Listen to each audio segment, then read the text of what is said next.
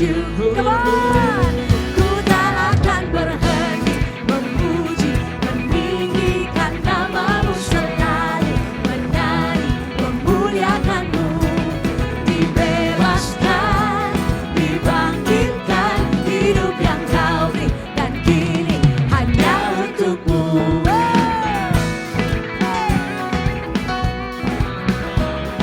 Yuk kita menari buat Tuhan yuk. Katakan kasih ya. Kasih yang begitu besar, lebih kuat dari dosa. Kasih yang menemukanku, selamatkan dan pulihkanku. Ku naikkan syukur. Ku tak akan berhenti. Hey, hey. Tinggikan nama-Mu, selalu menari, memuliakan-Mu. Dibebaskan, dibangkitkan, hidup yang Kau beri, dan kini hanya untuk-Mu.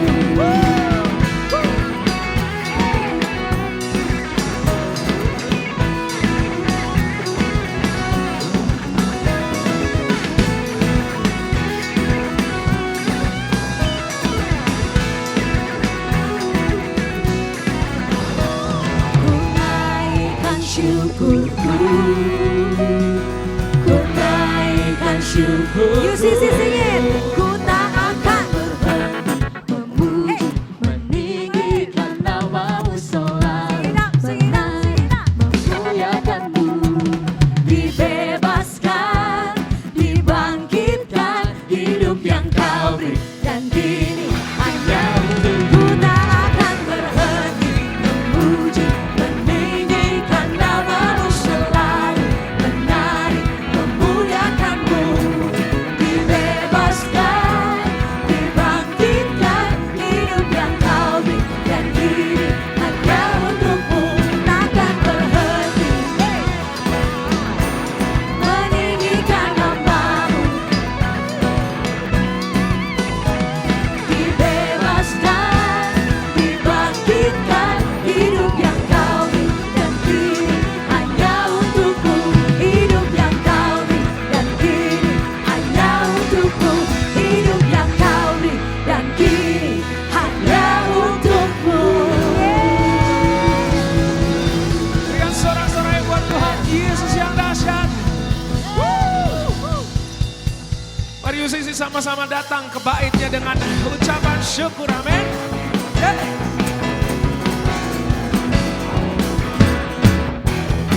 Terima kasih Tuhan. Come on. Datanglah ke baitnya dengan hati bersyukur, ke dalam pelatarannya dengan hati bersuka, rasakan dan lihatlah betapa baiknya Tuhan bagi berlindung padanya. Musisi siap bersorak? Come on, akan bersorak. One, two, hey. Sebab Dia baik, bahwasanya selamanya kasih setianya. Bersyukurlah pada Tuhan, sebab Ia baik, bahwasanya selamanya kasih setianya. Terima kasih buat kasih setia yang gak pernah berkesudahan. Come on. Datang ke baitnya dengan hati bersyukur, ke dalam pelatarannya dengan hati bersuka, rasakan dan lihatlah betapa baiknya Tuhan bagi berlindung padanya. Kami mau bersorak bagimu. Siap bersorak, kan bersorak, semua bersorak. Hey! Amin. Dia baik, bahwasanya selamanya kasih setia.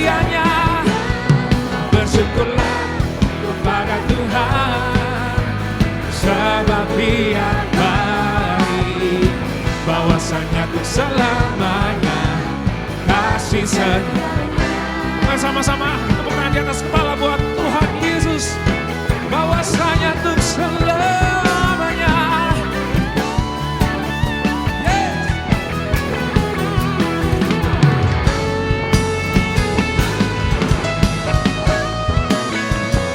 Come on, musisi. Bersyukur, bersyukurlah kepada Tuhan, sebab Dia baik.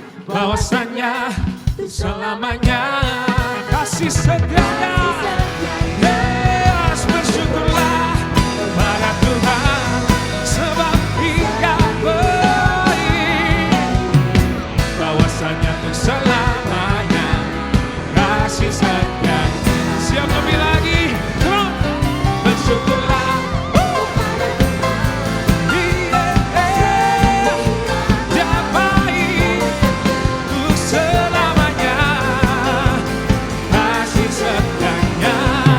Bersyukurlah kepada Tuhan, sebab Dia baik. Bahwasanya untuk selamanya. Kasih setianya.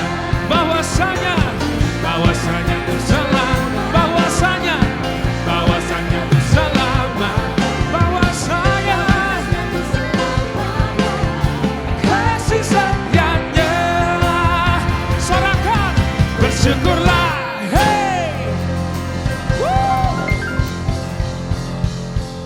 Bahwasanya untuk selama-lamanya kasih setianya, amin. Kasih setianya gak pernah berubah Bapak Ibu. Dan satu hal yang gak pernah bisa dicuri, yaitu hubungan pribadi setiap kita saat menyembah Tuhan, amin. Bahkan apapun kondisi keadaan kita, bahkan dunia yang mau menghancurkan setiap kita, tetapi satu hal Bapak Ibu, hubungan yang sudah ditebus di atas kayu salib, itu gak pernah bisa digantikan oleh apapun, termasuk kesalahan, bahkan dosa kita. Karena Yesus besar kemurahannya mengalir untuk setiap kita, amin. Mari ucap syukur.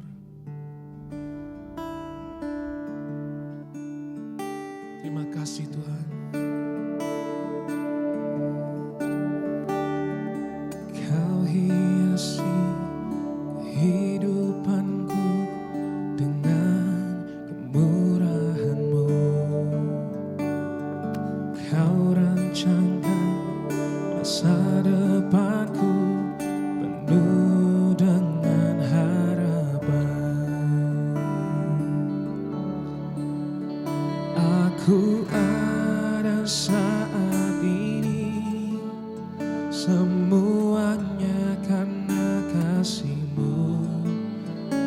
Aku hidup hari ini, semua berkat kemurahan-Mu. Terima kasih Yesus, Engkau sangat baik, teramat baik bagiku. Mari angkat ucap. Kau hiasi kehidupanku dengan kemurahan-Mu. Terima kasih buat pengurahan-Mu Tuhan. Kau rancangkan masa depanku penuh dengan harapan. Mari Yosisi katakan, aku ada saat ini, semuanya karena kasih-Mu. Aku hidup hari ini, amin, semua berkat kemurahan-Mu. Terima kasih Yesus, Engkau sangat baik, teramat baik. Aku ada saat ini, semuanya karena kasih. Gak ada yang bisa merubah apapun Tuhan. Terima kasih buat kasih-Mu. Mengucapkan syukur. Terima kasih Yesus, Engkau sangat baik.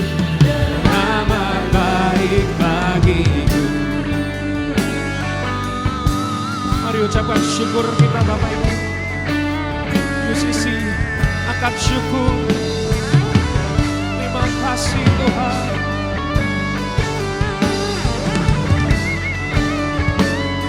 Terima kasih.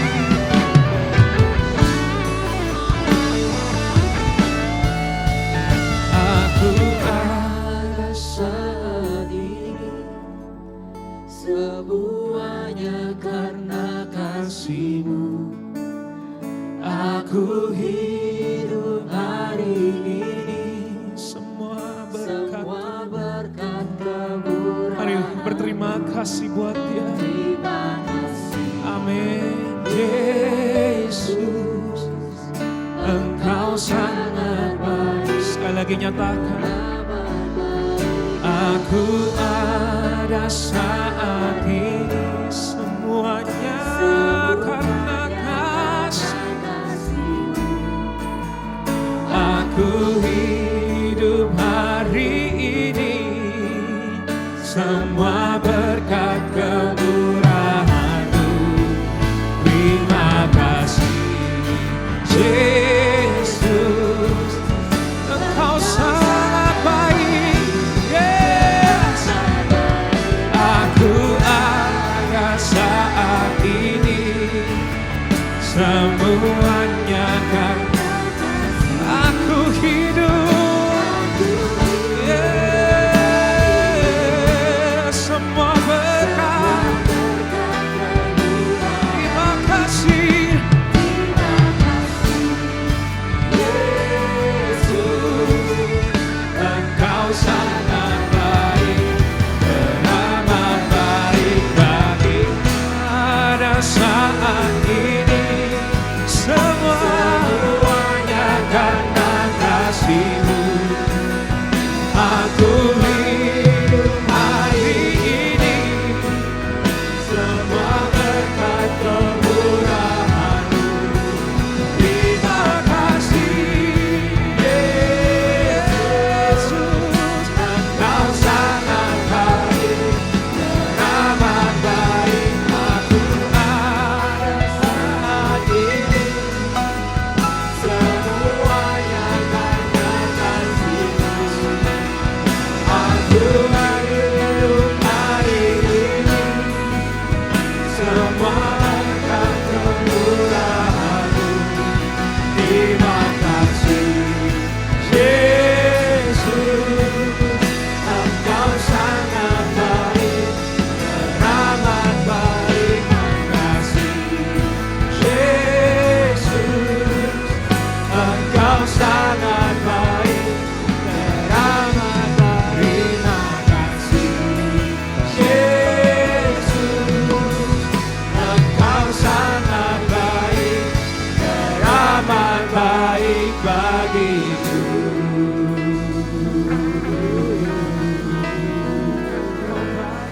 Engkau baik Tuhan.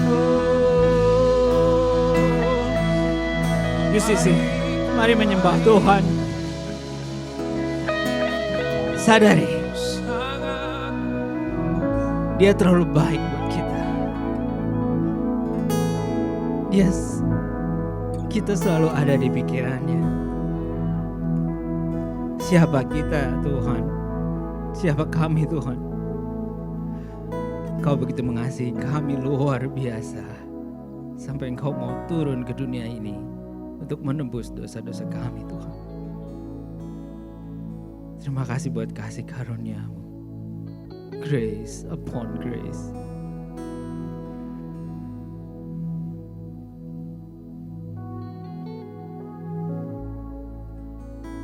Gak ada sedikit pun kami bisa membayar setiap kasih Tuhan dalam kehidupan kami. Gak dengan kebaikan kami. Gak dengan ucapan kami. Semua karena anugerah. God. Terima kasih Tuhan. Saatnya kami mau mendengar suara-Mu Tuhan. Biarlah Engkau berbicara, urapi lidah bibir hamba-Mu ini. Sehingga hanya Roh Kudus yang berkuasa di tempat ini, dalam hati jemaat saat ini Tuhan. Tutup bungkus dengan kuasa Roh Kudus-Mu. Suara Tuhan boleh sampai.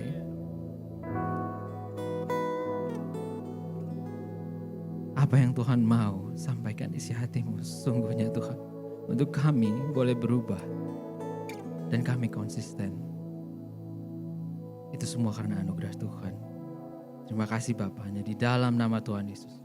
Kami berdoa ucap syukur. Amin. Terima kasih Tuhan, silakan duduk. Oke.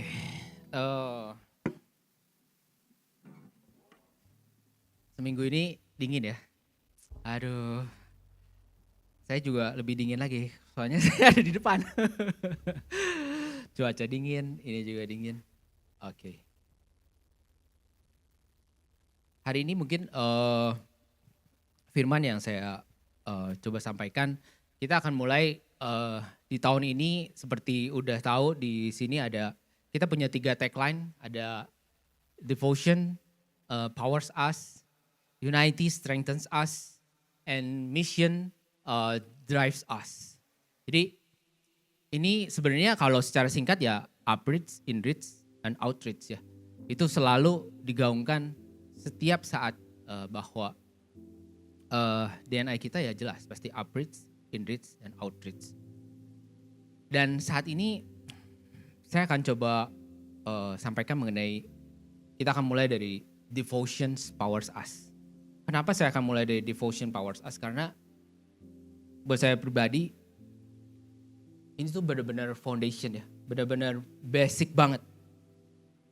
Karena ini tuh yang melandasi gimana kita bisa sampai ke unity dan juga gimana kita bisa sampai ke mission. Bahkan ini sebenarnya karena saya yakin bahwa ketika setiap masing-masing dari kita kuat, setiap dari masing-masing dari kita punya fondasi yang kuat, unity itu sebenarnya nggak usah harus disuruh. Karena kita punya dasar pemahaman yang benar, punya sikap hati yang benar, sehingga itu akan nature-nya akan muncul ke sana, unity dan mission. Kalau saya tiap minggu mungkin di sini selalu bilang, yuk kita berkumpul sama klub. Tapi selama dari pribadi kita atau dari pemahaman kita, dari hati kita dan dari dasar kebenarannya kita belum dapat, belum klik, itu tuh nature-nya nggak akan keluar gitu. Akan sulit sekali nature-nya keluar. Oleh karena itu saya akan mulai dari devotion, power us. Devotion arti umumnya adalah kesetiaan yang mendalam. Ini saudara bisa Google, saudara bisa lihat. Saya mau mulai dari arti umumnya dulu.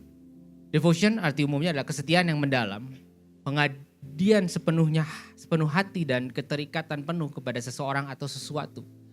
Jadi devotion ini mungkin kita suka taunya devosi, kita saat teduh pagi. Tapi secara dasarnya sendiri kata devotion ini kesetiaan yang mendalam, pengabdian sepenuh hati dan keterikatan penuh kepada seseorang atau sesuatu. Ini udah bukan bicara soal momen. Ini udah gak bicara soal momen, tapi udah bicara soal hidup. Udah bicara soal pengabdian. Katanya sendiri udah sangat dalam. Tapi kalau kita masukin ke pengertian berikutnya, dalam konteks iman Kristen, kalau saya persingkat, itu mungkin bisa dibilang kasih kepada Tuhan yang menghasilkan kesetiaan dan penyerahan hidup. Penyerahan hidup didasarkan terhadap kasih kepada Tuhan. Kasih kepada Tuhan menghasilkan kesetiaan dan penyerahan hidup. It's about life. Devotion itu soal gimana hidup kita serahkan sama Tuhan. Yang dimana Tuhan terlebih dahulu udah beli hidup kita. Jelas from the beginning dari kejadian kita diciptakan oleh Tuhan. Kita adalah milik Dia. Dan semenjak manusia jatuh dalam dosa kita terlepas. Dan Tuhan ambil kembali lewat Yesus.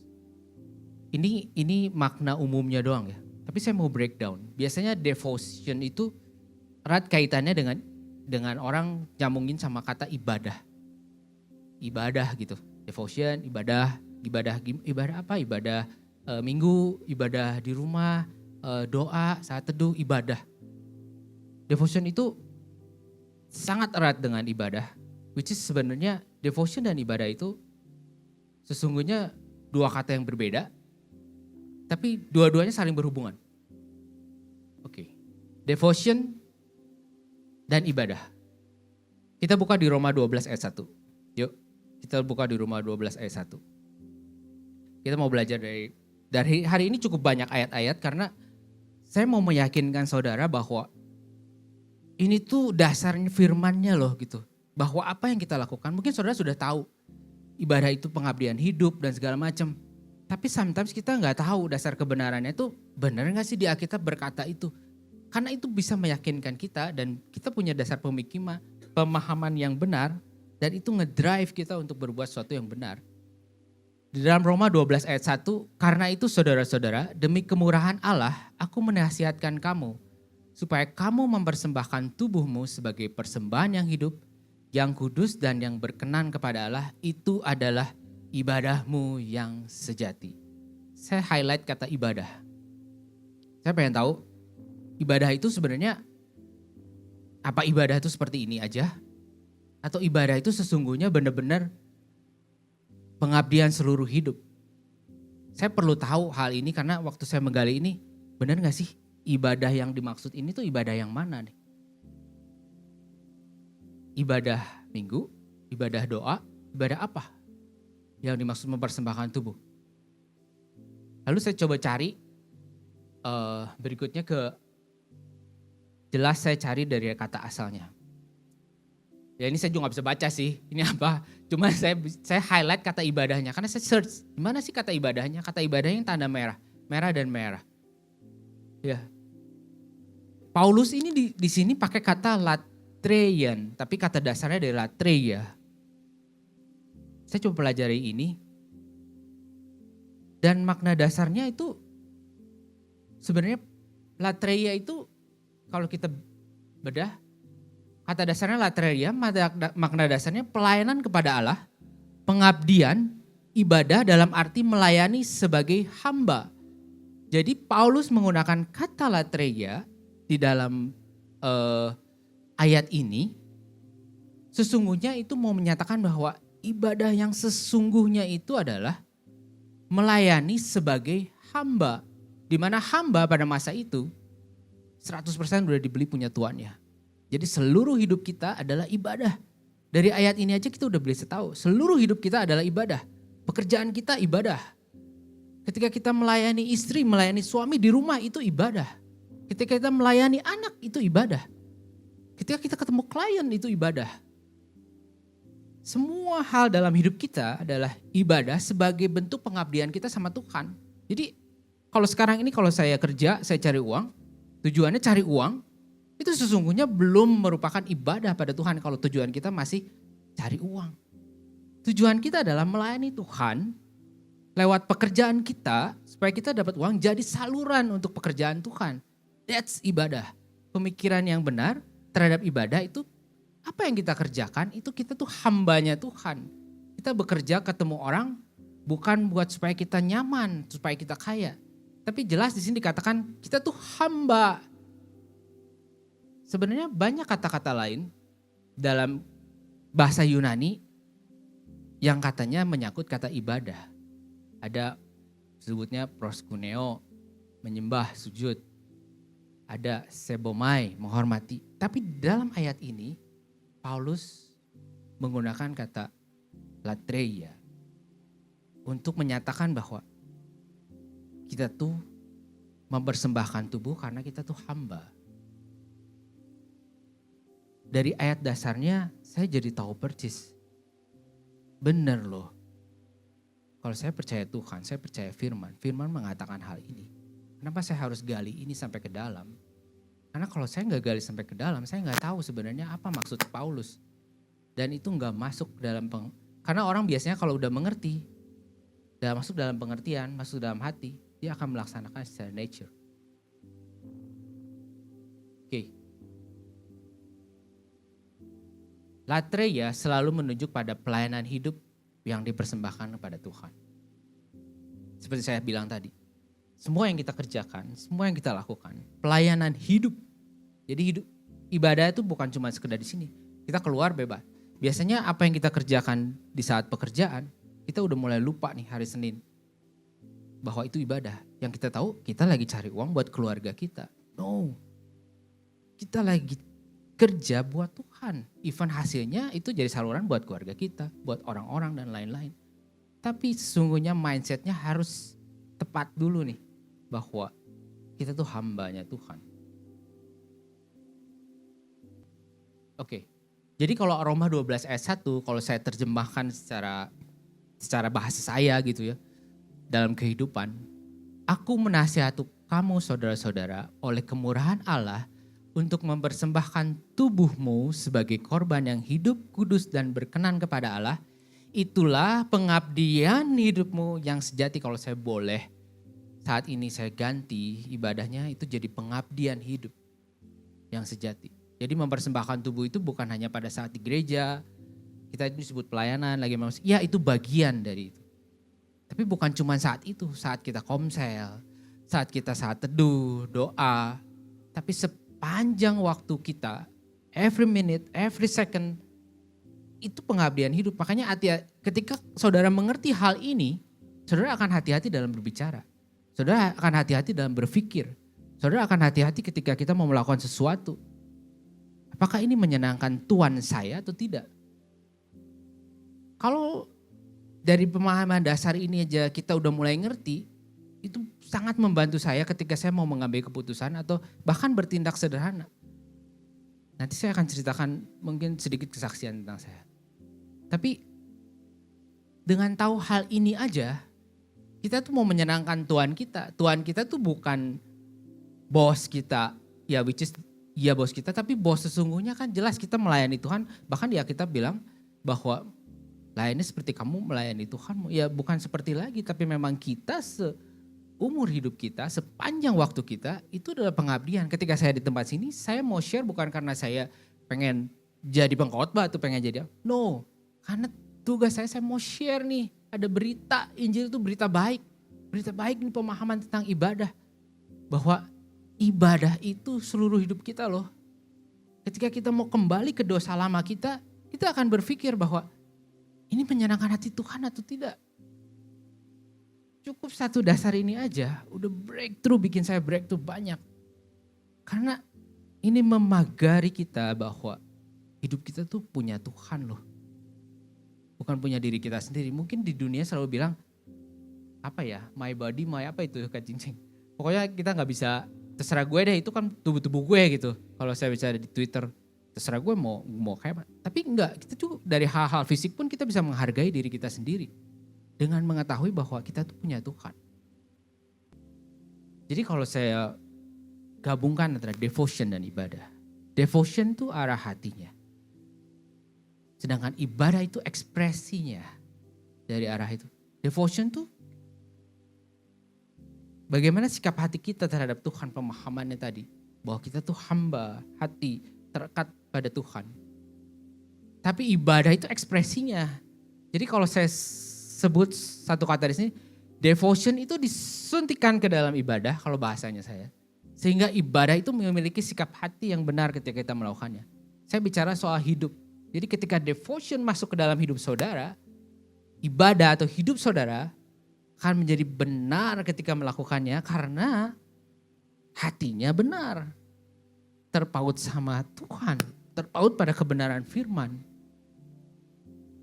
Makanya ini penting sekali ketika melakukan ibadah pun sama. Ibadah itu seluruh hidup. Termasuk bagian ibadah di tempat ini pun sama.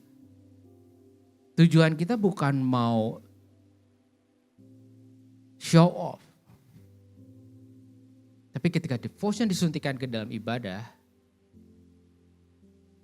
itu akan jadi sesuatu yang luar biasa karena punya pemahaman pengertian yang benar.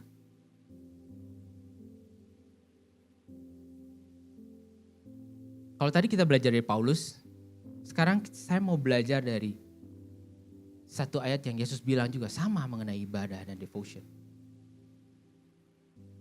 Kita buka di Yohanes 4 ayat 23 sampai 24. Yohanes 4 ayat 23 sampai 24. Kalau saudara tahu kisahnya adalah ini Yesus bicara dengan wanita Samaria. Yesus sedang bicara dengan wanita Samaria. Yang dimana Yesus waktu itu minta air. Tapi saya mau highlight di ayat 2 ayat ini. Di 23 dan 24 Tetapi saatnya akan datang dan sudah tiba sekarang bahwa penyembah-penyembah benar akan menyembah Bapa dalam roh dan kebenaran. Sebab Bapa menghendaki penyembah-penyembah demikian. Allah itu roh dan barang siapa menyembah dia harus menyembahnya dalam roh dan kebenaran. Kalau saya singkat dua ayat ini, penyembah-penyembah benar, saya mau highlight, akan menyembah Bapa dalam roh dan kebenaran. Ini kita bicara soal penyembahan, devotion. Sampai ujungnya kita bisa tahu powersnya tuh untuk apa sih. Bahwa tahun ini ada powers us. Tapi sebelumnya kita harus tahu dulu ini. Penyembah-penyembah benar akan menyembah Bapa dalam roh dan kebenaran. Tuhan Yesus yang sendiri yang bilang. Kita mau breakdown ayat ini. Penyembah-penyembah benar itu apa? Penyembah-penyembah benar itu apa? Mungkin ada yang udah tahu. Tapi ada yang belum tahu, saya coba share untuk ingatkan penyembah benar yang dimaksud ini apa Tuhan penyembah benar. Saya berdoa, apa Tuhan penyembah benar itu apa? Dan saya dapat ini. Nah ini hubungannya dulu ya, devotion tadi kebenaran. Tapi saya mau lanjut aja. Oke.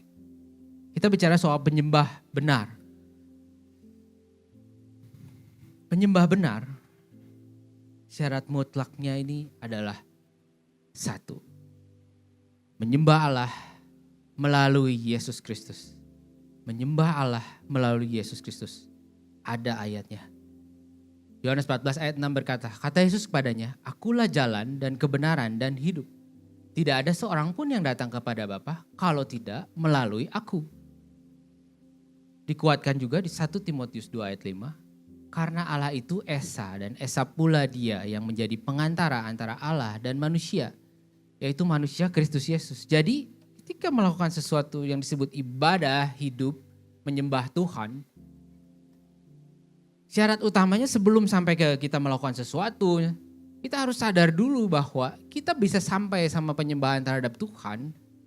Itu mindset kita harus sadar bahwa itu semua karena kasih karunia Tuhan. Yesus itu melihat Tuhan Yesus dalam diri kita ketika kita manusia ketika kita orang yang menyebut kita orang Kristen di sini bahwa menerima Yesus. Ketika saudara menerima Yesus, Yesus ada dalam saudara dan saudara ada dalam Yesus. Penyembahan dan hidup yang Tuhan lihat itu bukan kebenaran yang kita lakukan dulu. Tapi dia lihat anaknya dalam saudara. Dia lihat Yesus.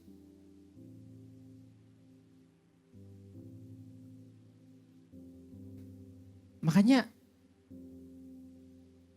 kita harus sadar betul bahwa hidup itu kasih karunia.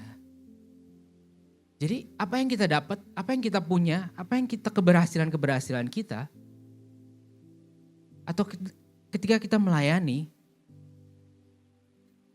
itu yang Tuhan lihat tuh semua kita bisa karena Yesus ada dalam kita. Sometimes orang Kristen atau mungkin saya sendiri sebelum saya menyadari hal ini, kita tuh bisa loh doa sama Tuhan, tapi kita nuntut. Kita menganggap hidup kita udah benar. Kita menganggap, gue kan udah benar, gue kan udah bertobat. Saya Tuhan udah melakukan dari tadinya berdosa, suka marah-marah, hidup gak benar. Tapi sekarang saya udah benar loh Tuhan. Lalu kita mulai menuntut, kenapa saya minta sesuatu Tuhan gak kasih? Kenapa masalah saya gak selesai-selesai? Kita menganggap bahwa keberhasilan anugerah itu, berkat itu didapat karena kita. Termasuk saya sendiri. Tapi ketika sadar hal ini, itu merubah doa juga. Masuk dalam doa. Pertama kita harus sadar. Kita bisa berkomunikasi sama Tuhan pun karena jembatannya Yesus. Yesus ada dalam hidup kita, udah nebus dosa kita. Akhirnya kita bisa ngobrol loh sama Allah lagi. Kita punya jembatan. Kita bisa kembali kepada Allah Bapa. kalau kita nggak pernah sadar hal ini, yang ada kita selalu adanya sering kecewa dengan keadaan, dengan kondisi, dengan merasa bahwa kita sudah melayani, sudah melakukan banyak hal. Tapi kita tidak menyadari bahwa semua itu anugerah. Semua itu kasih karunia. Mungkin kalau kita mau belajar, ada satu ayat atau satu cerita, masih ingat gak saudara bahwa ada wanita Kanaan yang minta sama Tuhan Yesus anaknya untuk, ini saya gak masukin ke PowerPoint, tapi saya ingat wanita ini minta sama Tuhan Yesus supaya Tuhan tolong dong anak saya kerasukan, boleh gak disembuhin gitu ya. Disebutkan di Alkitab itu wanita itu terus meminta dan tidak. Tapi lihat wanita ini, Tuhan jawabnya yang paling ekstrim. Tuhan jawabnya apa? Masih ingat gak? Elia bisa sambil munculin gak ya? Saya kayaknya gak masukin ini. Di Matius 15 ayat 27.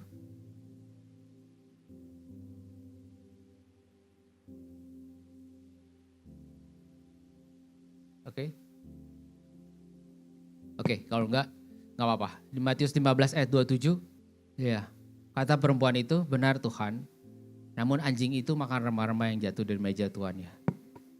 Ingat cerita ini? Tuhan Yesus bilang, enggak patut aku kasih roti ke anjing gitu. Wah, gila. Kalau kita doa, terus Tuhan jawabnya gitu gimana? Enggak patut gue kasih berkat lu. Terus kita marah. Tapi lihat sikap wanita ini. Dia tahu diri. Ya, pada masa itu dia tahu bahwa dia itu bukan orang Yahudi ya. Tapi dia menempatkan posisinya, minta kasih karunia Tuhan, untuk Tuhan kabulkan permintaannya. Sikap hati ketika meminta. Kita yang udah merasa sebagai orang Kristen, kadang sikap hati kita itu sikap hatinya menuntut. Mungkin kadang kita doa gak menuntut. Gak berani sama Tuhan, mungkin marah atau segala macam. Tapi sikap kita dalam melayani sesama bisa menunjukkan bahwa kita tuh lagi ngambek sama Tuhan. Contoh, melayani gak dihargai, pundung. Itu gak doa sama Tuhan langsung. Tapi secara kesombongan hati menyatakan bahwa gue kan udah melayani, kok gak dihargai? Gue kan udah bagus, gue paling disiplin, datang selalu tepat waktu dan segala macam. Tapi kayak biasa-biasa aja penghargaan di gereja. Gak ngambek langsung sama Tuhan. Perbuatannya menunjukkan bahwa kamu merasa apa yang kamu lakukan itu dari kamu, bukan kasih karunia Tuhan. Makanya wanita ini bilang, benar Tuhan, namun anjing itu makan remah-remah yang jatuh dari meja tuannya. Wow, Tuhan sampai bilang, oke. Dan anaknya pun sembuh. Sikap hati yang menyatakan, kita tahu diri loh. Dari hal ini juga dalam doa pun jadi saya merasa, saya juga tahu diri karena saya tuh orang berdosa. Apa yang saya lakukan, saya doakan, saya kerjakan, masih ada miss-missnya.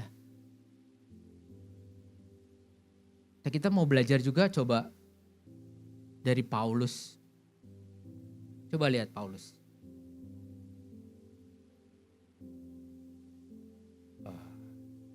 Nah ini ya. Ini sih pengantara yang tadi ya. Bahwa Yesus itu yang dibenarkan oleh Allah. Jadi yang dilihat oleh Allah itu Yesus. Ada di ayat ini 2 Korintus 5 ayat 21.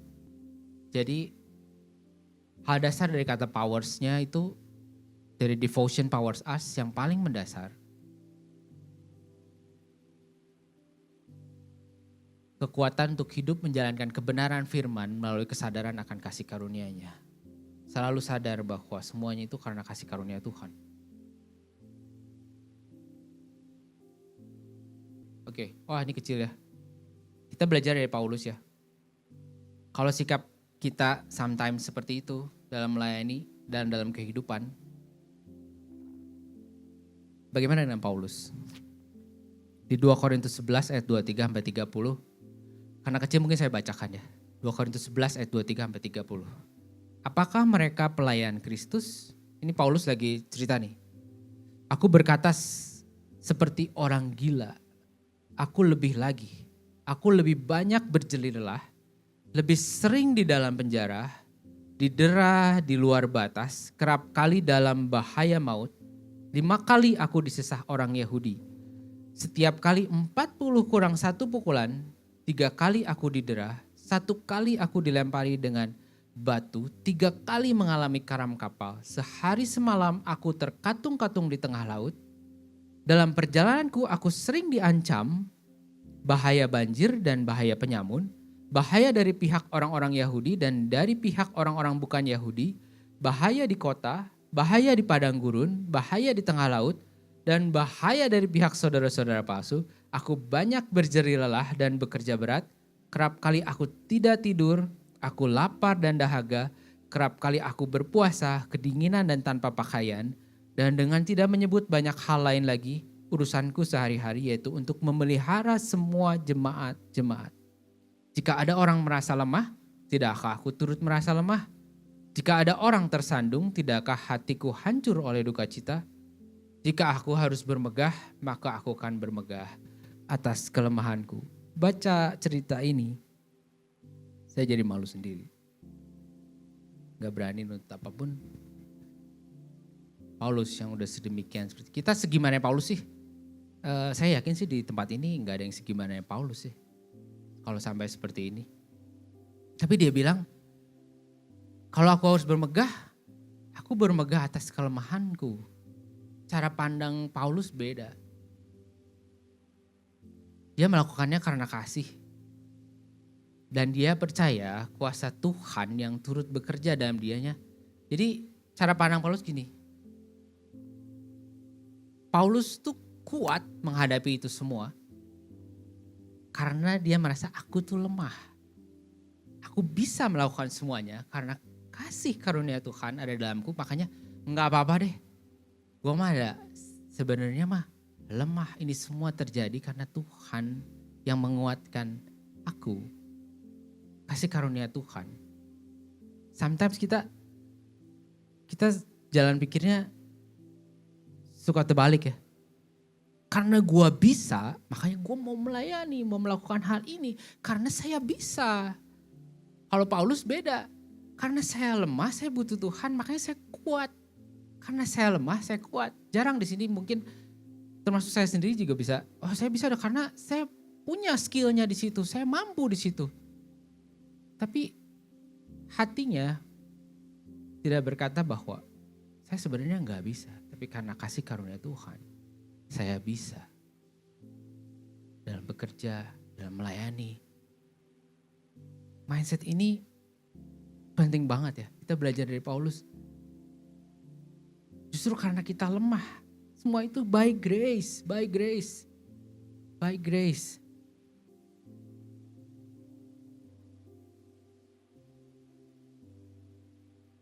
Mungkin gak perlu bicara soal Paulus. Saya ada sedikit kesaksian mengenai hidup saya personally. Jadi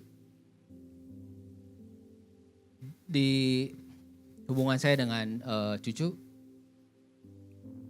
saya tuh kadang kalau sebelum-sebelumnya itu kalau istri saya ada nada tinggi gitu, kadang-kadang saya ngerasa gak enak gitu ya. Terus dipendam gitu. Nanti istri saya ngejawab, saya nyanyi apa, dia jawabnya agak sedikit tinggi. Kenapa nih istri gua gini? Mulai lagi dipendam. Suatu hari istri saya melakukan hal yang sama lagi. Lalu saya jadi ikutan, gimana sih lu? Lu gak pernah hargain gue gini-gini gitu. Nadanya selalu tinggi apa segala macam. Saya bicara seperti itu. Akhirnya kami jadi ada berantem gitu ya. Lalu malamnya saya sadari, kenapa ya Tuhan? Aku tuh kalau ada yang istri aku kalau nadanya tinggi, kenapa aku ngerasa nggak enak ya, ngerasa tersinggung. Padahal sebenarnya aku pikir lagi, sebenarnya waktu dia jawab itu, saya sebenarnya tinggal ya ada apa atau gimana gitu. Saya sebenarnya dengan reaksi yang berbeda akan jadi berbeda, suasana keluarga juga akan jadi sangat berbeda. Tapi kenapa respon saya jadi ikut marah?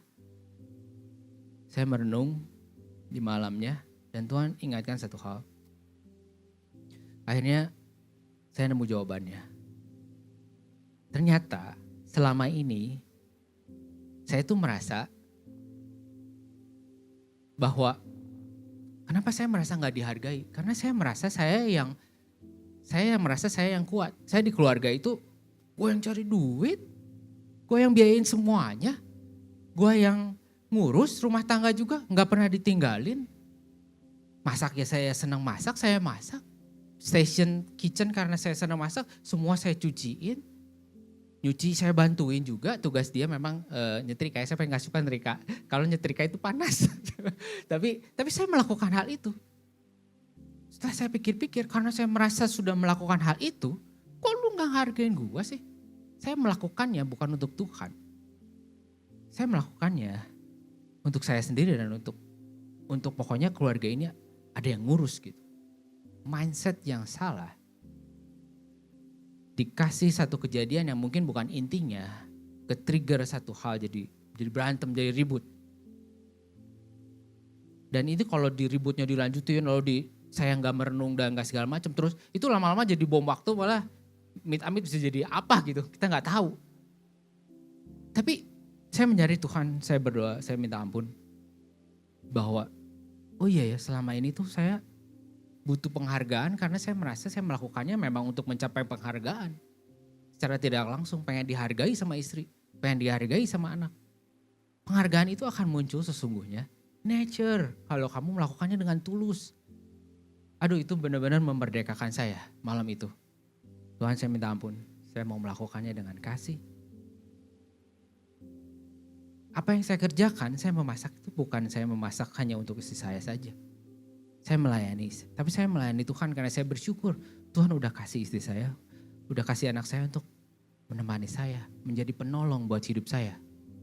Anak yang Tuhan beri untuk saya bisa jaga, untuk saya bisa didik, untuk saya bisa teruskan kebenaran firman, legacy yang sesungguhnya buat anak saya.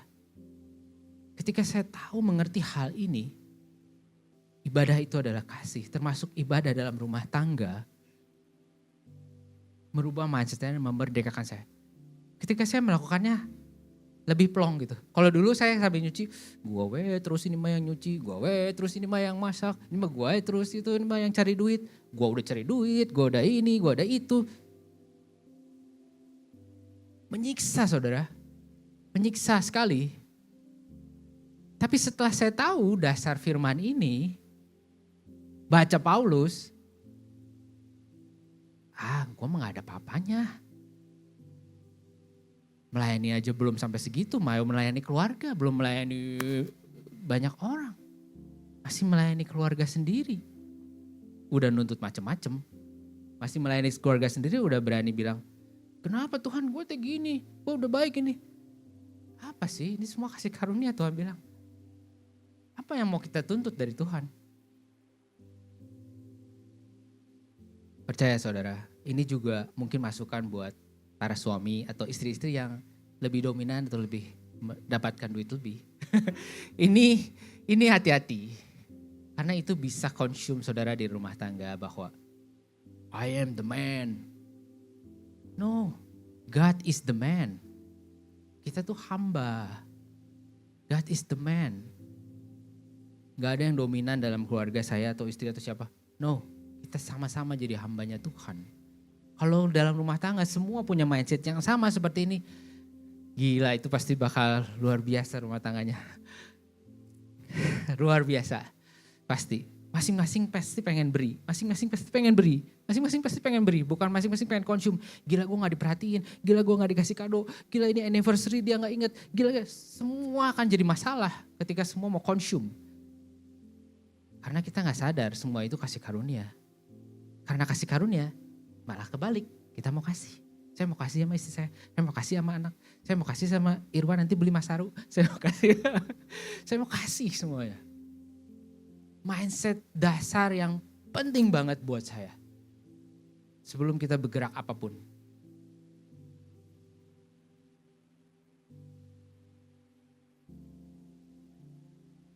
Oh, ini masih panjang, mungkin masih 2 jam lagi.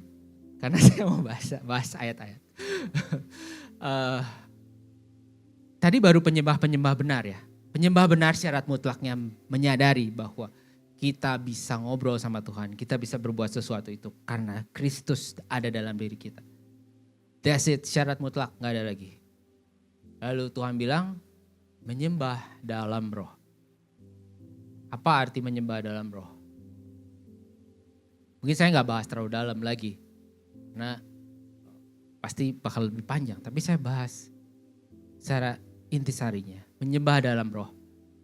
Penyembahan itu dalam cerita tadi jelas bahwa Tuhan berkata penyembahan itu bukan dibatasi oleh ruang dan waktu.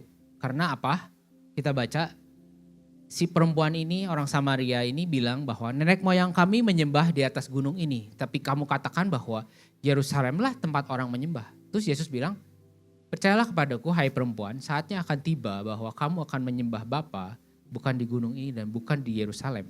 Jadi dalam ayat Tuhan bilang bahwa menyembah dalam roh ini, yang salah satu yang Tuhan maksud adalah menyembah Tuhan gak ada dimensinya, gak ada waktunya. Which is kembali lagi, balik lagi ke kata yang tadi, which is ibadah itu benar. Gak ada ruang dan waktu. Tuhan bilang, gak ada saat di sini kita lagi menyembah nih. Keluar dari sini kita di Katsuta kita gak menyembah. Kita gak ibadah. Lalu kita bisa bebas, ngomong sebebas-bebasnya, ngegosip lah, gak apalah. Dan itu mah bukan di gereja. Kalau gak mengerti ini, Tuhan bilang bahwa menyembah dalam roh. Roh kita attach sama Tuhan all the time, 24 jam. Kan katanya Tuhan ada dalam diri kita. Makanya menyembah dalam roh enggak terbatas ruang dan waktu. Ini buktinya. Tuhan bilang pada masa itu Tuhan bilang, ini saya lagi bukan bicara soal tempat. Menyembah dalam roh. Hal yang kedua yang saya dapat dari menyembah dalam roh adalah kita jadi satu frekuensi sama Tuhan. Spirit to spirit. Kejadian 1 ayat 2 berkata bahwa Tuhan itu roh. Saya gak perlu buka, saudara pasti tahu di awal penciptaan. Jelas dikatakan bahwa roh Allah melayang-layang. Berarti roh. Ketika kita menyembah Tuhan dalam roh, kita jadi satu frekuensi sama Tuhan. Menyembahnya dalam roh, bukan tubuhnya aja. Tapi rohnya dulu, attached to God. From spirit to spirit. Jadi yang Tuhan lihat utama itu rohnya saudara. Bukan apa yang saudara lakukan dulu. Rohnya saudara dulu yang Tuhan lihat. Bukan ritualnya. Rohnya udah disucikan karena kita udah menerima Yesus. Kembali lagi jembatannya Kristus. Baru kita melakukan sesuatu sebagai ekspresi kita pada Tuhan. Rohnya yang Tuhan lihat. Kemudian menyembah dalam kebenaran. Menyembah dalam kebenaran. Menyembah dalam kebenaran ini di Yohanes 4 ayat 22. Dari cerita ini si orang Samaria juga cerita bahwa dia menyembah hal yang dia gak kenal. Kamu menyembah apa yang tidak kamu kenal. Kami menyembah apa yang kami kenal. Sebab keselamatan datang dari bangsa Yahudi. Hal kebenaran ini yang pertama adalah pasti harus Tuhan yang benar dulu. Tuhan yang benar dulu. mengenai kebenaran. Ini bicara soal kamu salah Tuhan nih menyembahnya nih. Tuhan kita apa? Duit, mamon, itu biasa paling umum ya, rata-rata. Apa yang kita kejar tiap hari, saya juga jadi berubah. Itu akan merubah doa saudara juga. Percayalah, dulu juga saya selalu doa, Tuhan doain saya mau meeting sama orang ini, berkati meetingnya supaya jadi lancar. Akhirnya saya bisa, Tuhan berkati bisnisnya supaya banyak yang beli. Supaya saya belum bisa mengatakan salah 100%, tapi saya merubah doa saya mengenai hal ini. Karena kita menyembah Tuhan yang benar. Tuhan kita bukan uangnya. Permintaan kita bukan supaya diberkatinya. Tapi ketika kita doa, saya merubah, Tuhan, hari ini biarlah saya jadi saluran berkat-Mu. Ketika saya ketemu A, ketemu B. Bukan saya mau ketemu A tolong berkati. Tapi saya coba balik. Hari ini ada hal ini. Biarlah Tuhan bicara banyak hal. Ketika saya ketemu klien A, klien B. Ada berkat Tuhan di sana. Ada Tuhan menyalurkan buat mereka. Sama halnya ketika kita mau memperbesar kapasitas kita, dengan misalkan kita belajar tentang marketing, belajar tentang bisnis, belajar tentang apapun itu, termasuk buku-buku spiritual, tujuannya bukan untuk supaya kita makin kaya, supaya kita makin pinter, expand the capacity supaya saluran kita makin besar nih. Kalau kita mau jadi saluran berkat Tuhan, gak mungkin kita ukurannya selang terus gitu. Expand kapasitinya jadi gorong-gorong gitu. Lama-lama terus jadi terowongan gitu. Itu tuh bukan buat kita supaya Tuhan kasih saluran bisa lebih gede. Percayalah ketika Tuhan kasih saluran lebih gede, saudara akan kecipratan juga lebih gede. Itu bonus gitu. Kalau saudara makin kaya, saudara makin... Tapi tujuan awalnya saya belajar atau saya memperbesar kapasitas diri karena saya mau menyembah Tuhan yang benar. Dan Tuhan yang benar ingin kita jadi salurannya.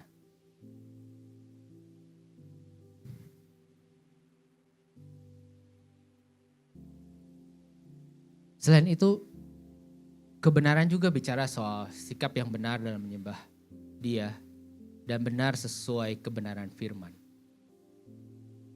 Pemahaman yang benar mengenai firman. Makanya saya suka bingung. Kadang orang suka nggak mau diskusi, nggak mau baca literatur lain, karena dia mau memahami sendiri kebenarannya. Which is bisa aja Tuhan kasih pemahaman. Tapi sometimes Tuhan bisa bicara dalam banyak hal. Jadi kita harus expand kapasitas kita untuk kita tahu kebenaran Tuhan itu seperti apa sih. Supaya kita melangkah dan berbuatnya juga benar. Tadi kita udah tahu mengenai penyembahan. Penyembah benar, menyembah dalam roh dan kebenaran. Lalu devotion powers us itu apa yang bikin kita jadi punya power? Power untuk apa? Powernya itu gimana? Powernya. Saya breakdown beberapa, pasti banyak sebenarnya. Tapi saya breakdown beberapa aja. Yang pertama, kekuatan untuk taat, obedience. Obedience. Jelas karena saudara menyadari bahwa hidup saudara ada kasih karunia. Seperti saya tadi bilang. Ketika kita mau melakukan sesuatu yang salah, kita jadi sadar bahwa ini menyenangkan hati Tuhan atau tidak. Kita akan taat kalau kata Tuhan, jangan. Dalam fase hidup saya juga pernah ada sama dalam rumah tangga ada keributan. Tuhan bilang, dia tidak suka akan perceraian. Firman berkata jangan. Tapi Tuhan bilang karena kebebalan hatimu maka Musa ngeluarin surat cerai. Tapi Tuhan bilang jangan. Kita jadi punya kekuatan untuk taat. Karena kita tahu hidup kita itu punya Tuhan. Kekuatan untuk bertahan. Tadi kekuatan untuk bertahan. Bertahan walaupun hari ini keadaan belum berubah. Kayak tadi kekuatan bertahan untuk Paulus, didera dan segala macam. Dia punya kekuatan untuk bertahan. Karena dia punya pemahaman dan devotion yang jelas. Ibadah dalam kebenaran bersama dengan Tuhan. Kekuatan untuk bertahan. Ibrani 12 ayat 15. Jagalah supaya jangan ada seorang pun menjauhkan diri dari kasih karunia Allah, agar jangan tumbuh akar pahit yang menimbulkan kerusuhan dan yang mencemarkan banyak orang. Jelas di situ dikatakan, jangan menjauhkan diri dari kasih karunia Allah, supaya kita nggak kepahitan, supaya kita nggak cepat apa-apa marah, cepat apa-apa tersinggung. Bertahan dalam kebenaran Tuhan.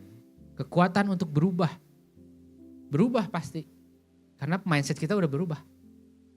Cara doa kita berubah. Cara kita memandang masalah berubah. Cara kita memandang istri kita berubah. Cara kita memandang suami kita berubah. Perubahan dari saudara, percaya saya sudah pernah juga melakukan bahwa saya ingin merubah keadaan. Tapi yang Tuhan mau kita berubah, keadaan akan berubah. Dan dalam waktu singkat juga bisa berubah. Tuhan bisa melakukan hal itu. Karena yang Tuhan mau bentuk kita berubah. Kekuatan untuk berubah. Memang tiap ganjaran pada waktu diberikan tidak mendatangkan sukacita, tapi duka cita. Tapi kemudian ia menghasilkan buah kebenaran yang memberikan damai kepada mereka yang dilatih olehnya. Dan terakhir senang ya, terakhir. Musik boleh, siap. Dia yang terakhir. Kekuatan untuk melayani dan diutus. Ini yang ada hubungannya dengan tagline kita. Devotion power us, membentuk roh atau hati, pemahaman dan kebenaran. Ketika saya bicara soal devotion powers us, maka secara personal, apa yang kita lakukan, apa yang kita kerjakan, jadi sesuai dengan kebenaran firman. Dan itu akan lead the way menuju ke unity strengthen us. Tentu dari hal itu kita akan mulai mau melayani orang. Mulai mau bergabung nih ke komsel, ke klub, kemana. Karena kita pengen sama-sama sebagai tubuh Kristus itu jadi satu, bukan terpecah-pecah. Kita mau saling memberi, saling melayani. Bukan gak mau saya mah. Gak mau di sini, gak mau di situ. Kita tuh tubuh Kristus. Dan ketika kesatuan itu ada, baru kita bisa mulai bergerak menuju ke mission. Jangan kita jump into the mission. Kadang-kadang kita begitu baru bertobat atau ketika kita lagi semangat-semangatnya langsung kita pengen bikin project, pengen bikin misi, mau menolong ini, mau menolong itu, mau raising fund, mau apa segala macam. Pahami dulu kebenarannya dulu dalam hidup kita, kuatkan dulu. Karena ketika itu tidak kuat, ketika kita tidak tahu melakukan hal itu, maka yang timbul kemudian biasanya kekecewaan demi kekecewaan. Dan akhirnya mission atau project saudara berhenti tengah jalan. Bahkan tidak berjalan. Bubar, bisa berantem, bisa ribut. Jadi saya mengerti betul bahwa 3 hal ini itu menjadi satu kesatuan asal yang bagian dasar ini benar. Karena sama seperti city, kota juga, kalau setiap keluarganya sudah benar dan sudah baik, maka kota juga akan sejahtera.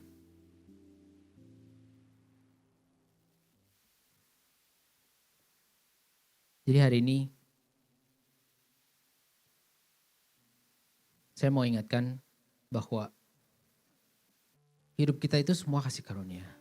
Kalau sekarang kita bisa pintar, bisa punya sesuatu, bisa melakukan sesuatu, punya skill, punya banyak hal. It's all because His grace. Melalui hari ini saya harapkan saudara bisa mulai sadar. Merubah mulai dari cara saudara berdoa, datang sama Tuhan. Sikap hati kita pada saat kita mau melayani, sikap hati kita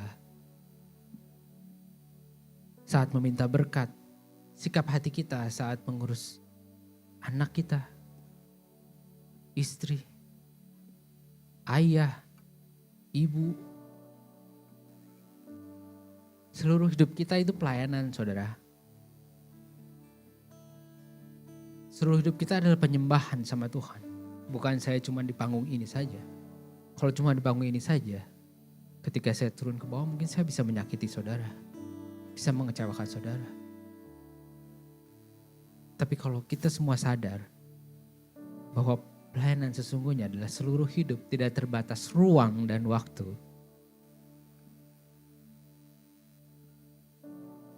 Bukankah tubuh Kristus akan menjadi lebih indah?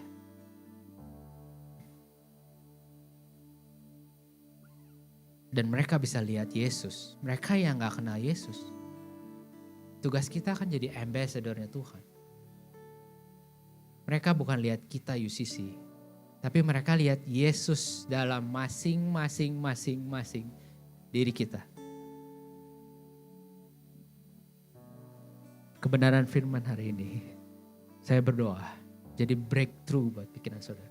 Jadi breakthrough buat semua apa yang dikerjakan.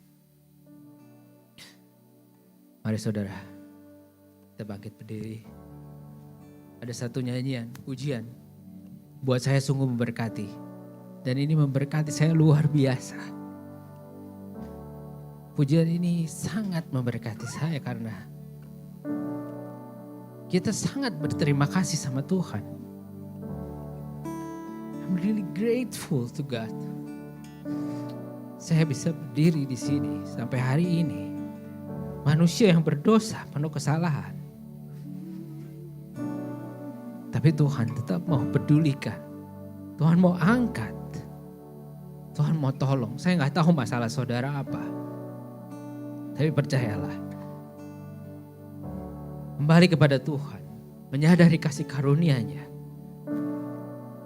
Bertobat. Sadari kasih karunia Tuhan. There is no way To the highway,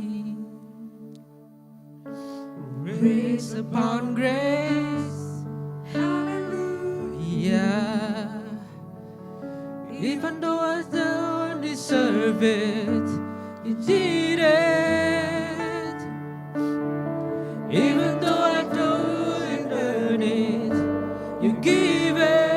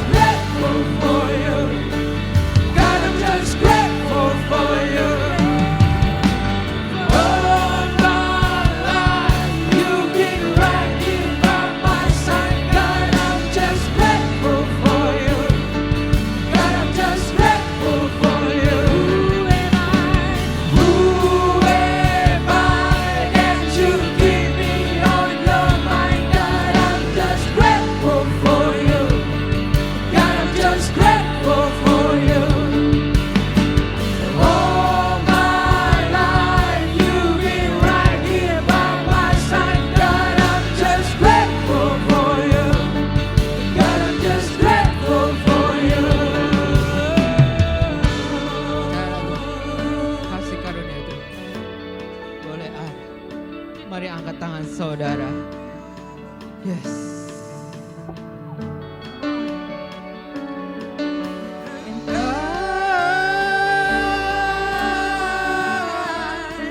I lift him out of my hands. You give me chance after chance after chance. And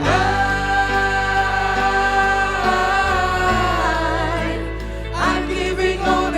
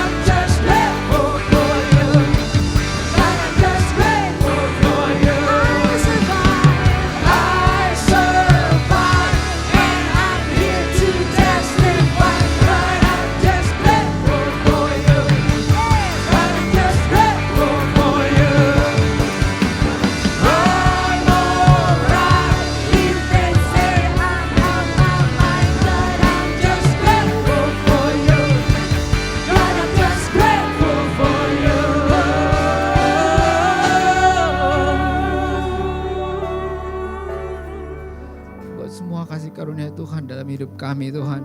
Kami ada karena Engkau. Kami bisa berbuat sesuatu karena Engkau Tuhan. Terima kasih Tuhan buat pengertian Tuhan sudah bukakan. I'm really grateful for you God. God, I'm grateful for you God.